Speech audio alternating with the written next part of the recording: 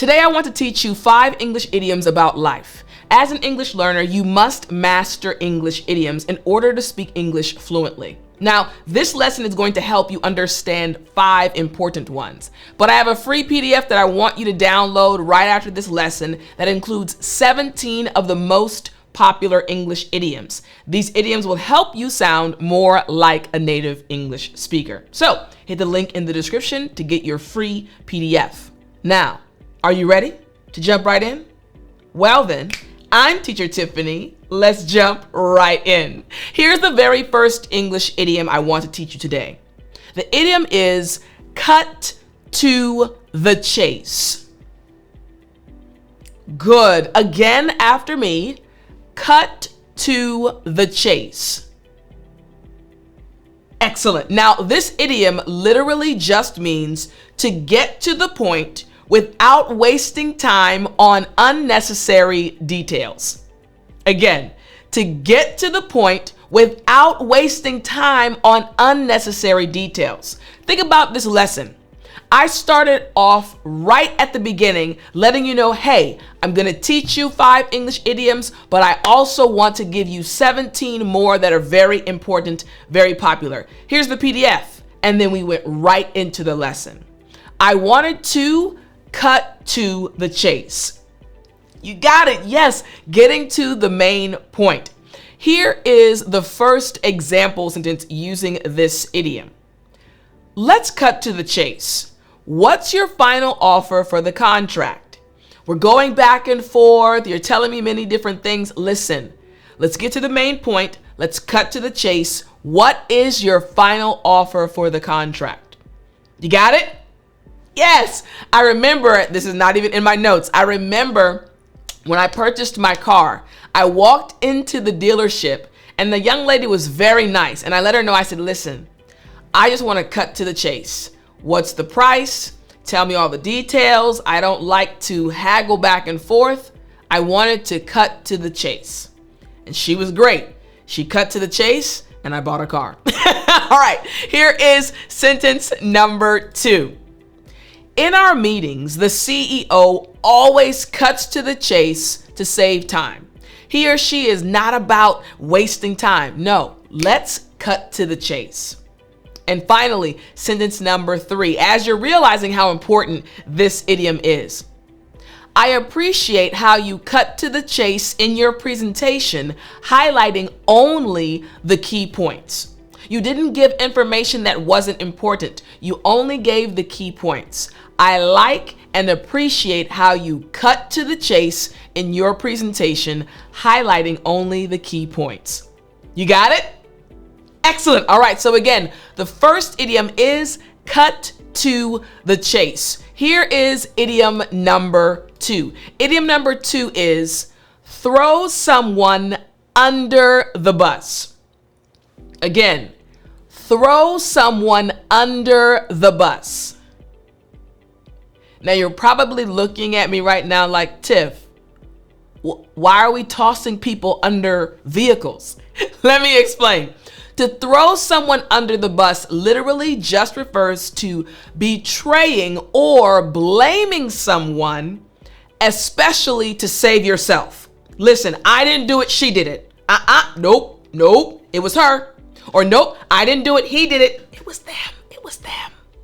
You're throwing them under the bus. Again, betraying or blaming someone, usually to save yourself. I didn't do it, that was them. That was over there, that was them.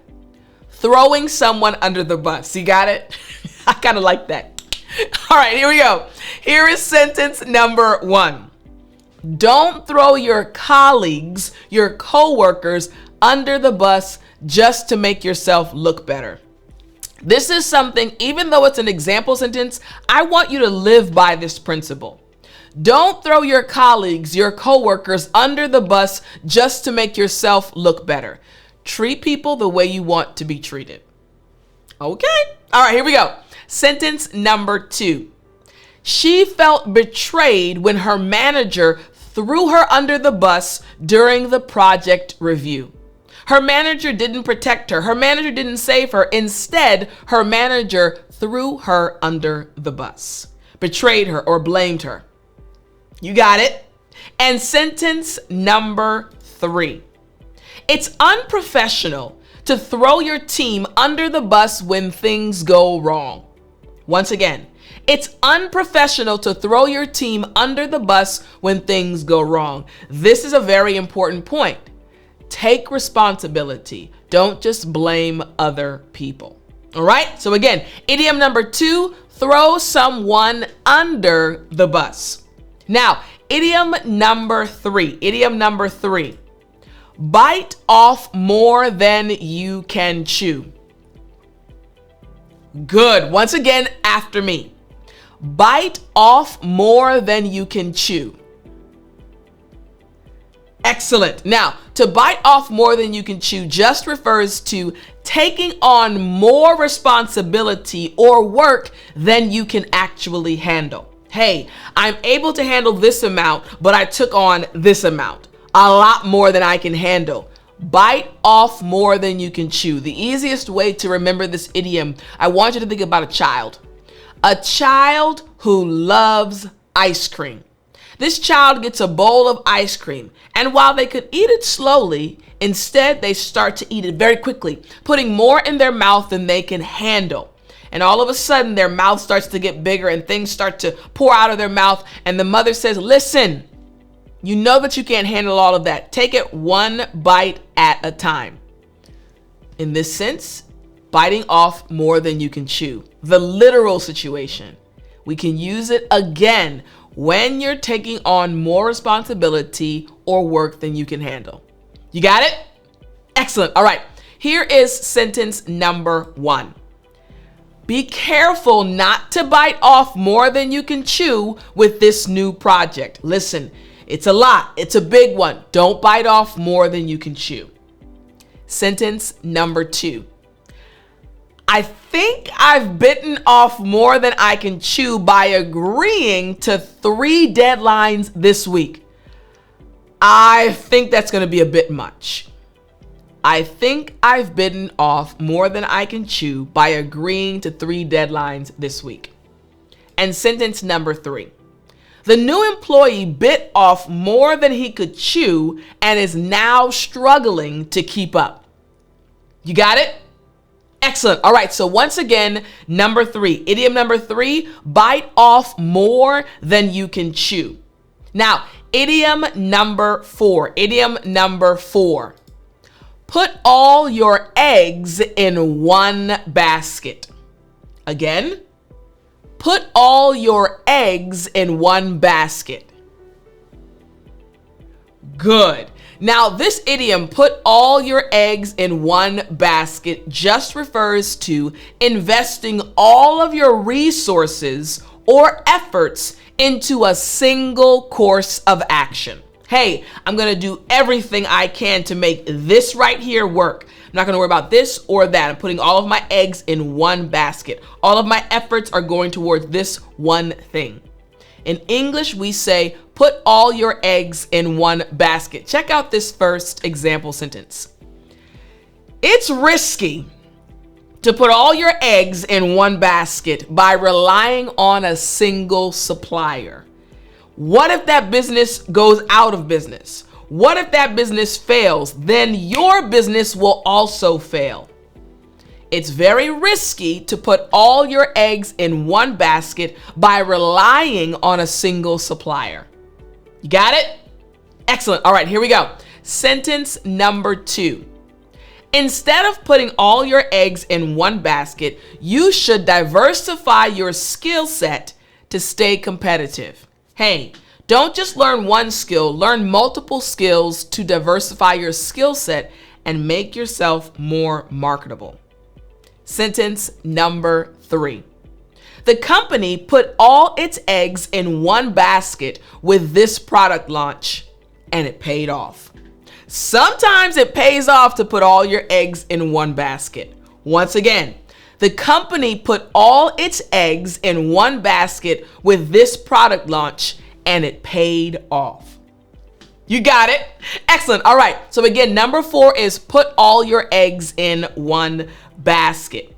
Number 5. Idiom number 5, another good one. Back to square one. Good. Again, back to square one. Excellent. Now, this just means to return to the starting point after a failed attempt. All right? You're going back to where you started after you failed. Like, hey, I failed, but I'm going to start again. Back to square one. Here's an example sentence. The client rejected our proposal, so we're back to square one. He rejected our proposal. Now we have to go all the way back to the beginning. We're back to square one. Sentence number 2. After the software crash, we had to go back to square one and rebuild the entire database. Sentence number 3. If this marketing strategy doesn't work, we'll be back to square one. If it doesn't work, we have to go right back to the starting point. You got it?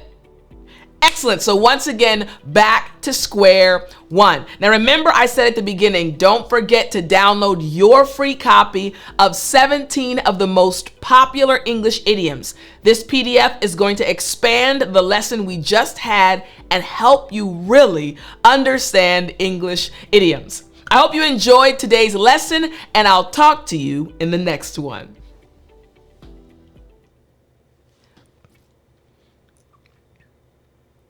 You still there? You know what time it is. It's story time. Hey, hey, I said it's story time. All right. Today I want to tell you a story that's actually connected to a song. So when I was in South Korea, I was known as the singing teacher.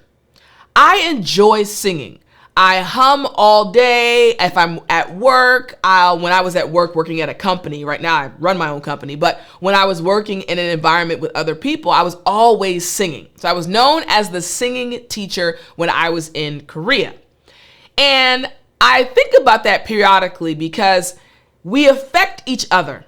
We have an influence on the people around us. So when I would sing, it would make people happy. When I would sing, it would actually lead other people to start humming throughout their day. And so I wanted to go back to square one. You caught that, right? I'm using the idiom.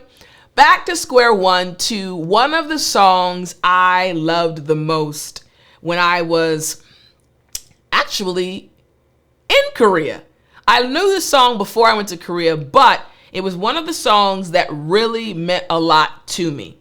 And it was kind of a starting point for my time in Korea. And I want to sing a part of the song for you. I've sung this song before on this channel several years ago. But I want to sing this song for you. And you might have heard it. If you know it, sing along. Here we go. I have a father, and he knows my name. Before even time began, my life was in his hands.